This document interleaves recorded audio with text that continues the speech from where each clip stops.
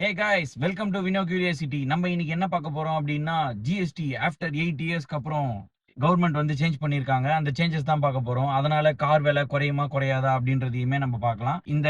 இது வந்து car industry மட்டும் இல்லாம பல இண்டஸ்ட்ரி, டெய்லி லைஃப் எல்லாருக்குமே வந்து ஒரு பெரிய மாற்றத்தை கொண்டு வரப்போகுது. விலையிலையுமே வந்து கம்மியாக போகுது, நிறைய இதுன்ற மாதிரி இருக்கு. இந்த ரூல் வந்து அப்ளை ஆனதுக்கு அப்புறம் வந்து கண்டிப்பா வந்து எல்லாத்தோட பிரைசஸும் குறையுன்ற மாதிரி நம்புறோம். இதை பத்தி தெரிஞ்சுக்கணும்னா வீடியோக்குள்ள போலாம் வாங்க.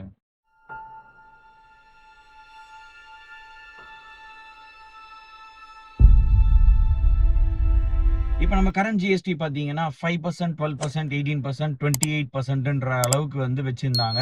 ஸோ காசு எல்லாமே வந்து 28% பிளஸ் செஸ் அந்த மாதிரி வச்சிருப்பாங்க. இதனால வந்து நம்மளுக்கு கார் வந்து வாங்கணும் அப்படின்னா 28% வந்து நம்ம பே பண்ற மாதிரி இருந்துச்சு. ஆனா இப்ப ப்ரொபோஸ் பண்ண சிம்பிளிஃபிகேஷன் படி 2 ஸ்லாப் மட்டும் தான் அவங்க வந்து இது கொண்டு வந்திருக்காங்க.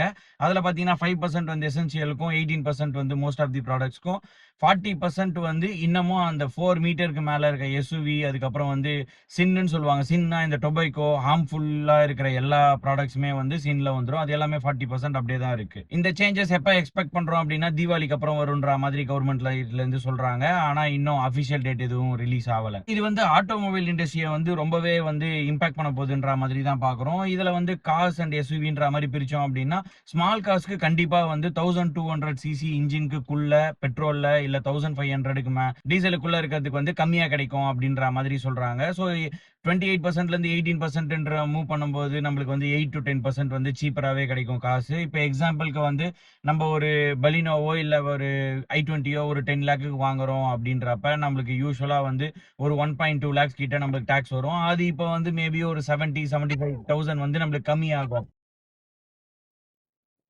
ஸோ 10 லேக்குக்கு ஒரு கார் வாங்குறீங்க அப்படின்னா, கண்டிப்பா உங்களுக்கு ஒரு 70,000லேருந்து 80,000 வந்து கண்டிப்பா வந்து பிரைஸ் ரெடியூஸ் ஆகுன்ற மாதிரி தான் நம்ம பார்க்குறோம். இது வந்து 2 வீலருக்குமே அப்ளிகபிள் ஆகும். 2 வீலருமே 28%லேருந்து 18%ன்ற மாரி என்ட்ரி லெவல் பைக்ஸ்க்கும், ஸ்கூட்டிக்கும் வந்து சேஞ்ச் பண்றாங்கன்ற மாதிரி தான் இருக்கு. அதுலயுமே உங்களுக்கு வந்து 10,000லேருந்து 20,000 வந்து அந்த டிஃபரன்ஸ் வந்து கண்டிப்பா வந்து இருக்குன்ற மாதிரி தான் பார்க்குறோம்.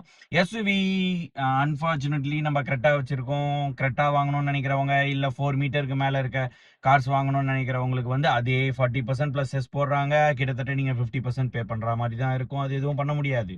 இதுல நம்மளுக்கு இன்னொரு பெனிஃபிட் என்னன்னு பார்த்தோம் அப்படின்னா, ஆட்டோ காம்பனன்ட்ஸ் அண்ட் அக்சசரிஸுமே கம்மியாகும். Car parts, tyres, battery, accessories currently வந்து 28%ல இருக்கு. அதை 18%க்கு மூவ் பண்றாங்க அப்படின்றப்ப நல்ல சேஞ்சஸ் கிடைக்கும் நம்மளுக்கு. ஸோ இதனால இன்னொரு பெனிஃபிட் என்ன அப்படின்னு பார்த்தோம்னா, நம்மளுக்கு வந்து மெயின்டெனன்ஸ் காஸ்ட், அதுக்கப்புறம் ரிப்பேர் காஸ்ட் எல்லாமே வந்து நம்மளுக்கு இப்ப கம்மியாகும். ஸோ ஒரு கார் வான் பண்றோம் அப்படின்றப்ப நம்மளுக்கு அந்த காரோட லைஃப் டைம்ல பார்த்தோம் அப்படின்னா கண்டிப்பா வந்து பெரிய இம்பாக்டா இருக்கும்ன்ற மாதிரி தான் நம்ம எதிர்பார்க்கிறோம். இதை தாண்டி நம்மளுக்கு முக்கியமா பார்த்தோம்னா இன்சூரன்ஸ் அண்ட் ஓனர், அதான் நான் சொன்ன மாதிரி இன்சூரன்ஸுமே வந்து நம்மளுக்கு வந்து 18%லேருந்து 5% கொண்டு வரன்ற மாதிரி சொல்றாங்க. சில பேர் 0%க்கு வரும்ன்ற மாதிரியும் சொல்றாங்க. அப்படி வந்துச்சு அப்படின்னா நம்மளுக்கு வந்து ரொம்பவே பெனிஃபிட்டா இருக்கும்ன்ற மாதிரி தான் நம்ம பார்க்குறோம்.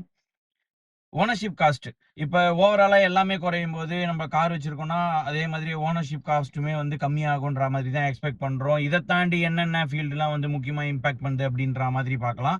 இதுல முக்கியமான இம்பாக்ட் இன்னொன்னு பார்த்தோம் அப்படின்னா டெக் அண்ட் எலக்ட்ரானிக்ஸ் ப்ராடக்ட்ஸ் எல்லாமே வந்து கம்மியாகுன்ற மாதிரி எக்ஸ்பெக்ட் பண்றோம். கரண்டா வந்து 18% ஜிஎஸ்டில இருக்கிறது எல்லாமே வந்து 5% கேட்டகரிக்கு மூவ் ஆகும் எலக்ட்ரானிக்ஸ் எல்லாமேன்ற மாதிரி சொல்றாங்க. முக்கியமா வந்து laptop and essential computing device mobiles மாதிரி இருக்கிற எல்லாமே வந்து கம்மியாகும். ஸோ மொபைல் எல்லாமே வந்து 10 to 12% டிராப் ஆகிறதுக்கு வாய்ப்பு இருக்கு.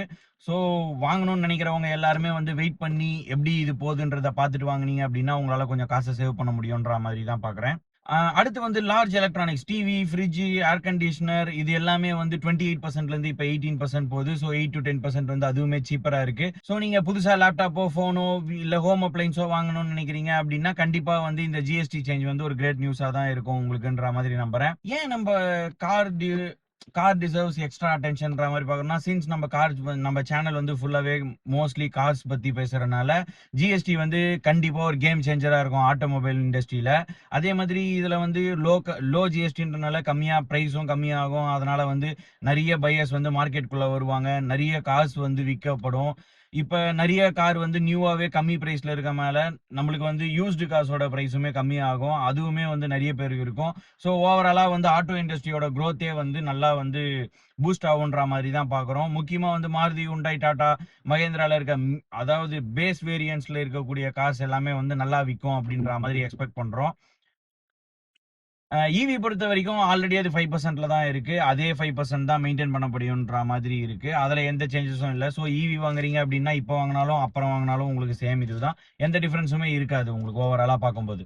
ஸோ இது எல்லாமே எப்போ வரும் அப்படின்னா, ஜிஓஎம் மீட்டிங் வந்து 2021ன்ற மாதிரி தான் சொல்லியிருந்தாங்க. ஸோ இந்த டைம்ல நடந்துகிட்டு இருக்கும்னு நெனைக்கிறேன். டிசிஷன் வந்து ஜிஎஸ்டி கவுன்சில்ல வந்து தீபாவளிக்கு முன்னாடின்ற மாதிரி சொல்லியிருக்காங்க. ஸோ கன்க்ளூஷன் பார்த்தோம் அப்படின்னா, ஜிஎஸ்டி வந்து சிம்பிளரா ஆகப்போது. 5%, 18% 2 ஸ்லாப்ஸ்ல மட்டும் தான் வரப்போகுது. கார் லவர்ஸ் நம்மள மாதிரி இருக்கவங்களுக்கு வந்து கண்டிப்பா வந்து இது சீப்பராவே கிடைக்கும்ன்ற மாரி நம்புறோம். இன்சூரன்ஸ் காஸ்ட்ல இருந்து, மெயின்டனன்ஸ்ல இருந்து எல்லாமே கம்மியாகுன்ற மாரி எக்ஸ்பெக்ட் பண்றோம். ஸோ டெக் லவர்ஸுக்குமே மொபைல், லேப்டாப், எலக்ட்ரானிக்ஸ் எல்லாமே வந்து சீப்பர் ஆகுன்ற மாரி எக்ஸ்பெக்ட் பண்றோம். இப்போ நீங்க வந்து காரோ, கேட்ஜெட்டோ ஏதோ வந்து இந்த ஜிஎஸ்டிக்கு அப்புறம் வாங்கலான்ற மாரி இருக்கீங்களா? அப்படி என்ன என்ன வாங்கலாம்னு நீங்க வெயிட் பண்றீங்க? அப்படின்ற மாதிரி நீங்க வந்து கமெண்ட்ஸ்ல போடுங்க. என்ன வாங்கலான்ற மாரி கமெண்ட்ஸ்ல போடுங்க. Don't forget to like, share, subscribe for more car updates and buying tips. Next வீடியோல பார்ப்போம். Bye bye. See you.